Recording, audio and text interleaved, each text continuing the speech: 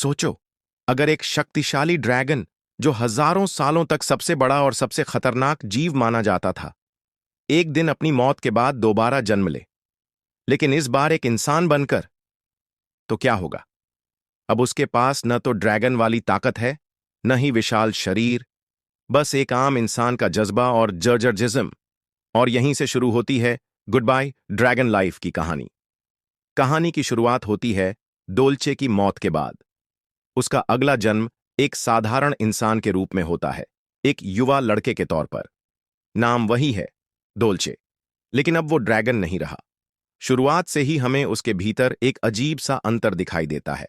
अंदर से वो अब भी एक ड्रैगन है, उसकी सोच, उसकी समझ, उसकी दृष्टि सब एक ड्रैगन जैसी है, लेकिन उसका शरीर कमजोर है, भूख लगते ही थक जाता है और इंसानों की तरह दर्द महसूस करता है। अब डोल्चे कोशिश करता है इंसान की जिंदगी जीने की। उसके लिए सब कुछ नया है, चलना, भागना, खाना खाना, ये सब चीजें जिनका एक ड्रैगन के लिए कोई मतलब नहीं था। लेकिन ये साधारण जिंदगी उतनी आसान नहीं निकलती। एक दृश्य में हम देखते हैं कि कुछ खतरनाक राक्षस एक गांव पर हमला कर देते हैं। गांव वाले घबराए हुए हैं, सब आतंक में हैं।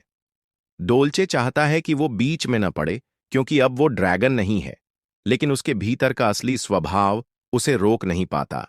उसके मन की आवाज कहती है, तुम अब भी एक रक्षक हो, तुम्हें कुछ करना होगा। फिर आता है एक बड़ा मोड़। डोल्चे अपने इंसानी शरीर के साथ भी अपने पुराने अनुभव और प्रवृत्तियों का इस्तेमाल करता है।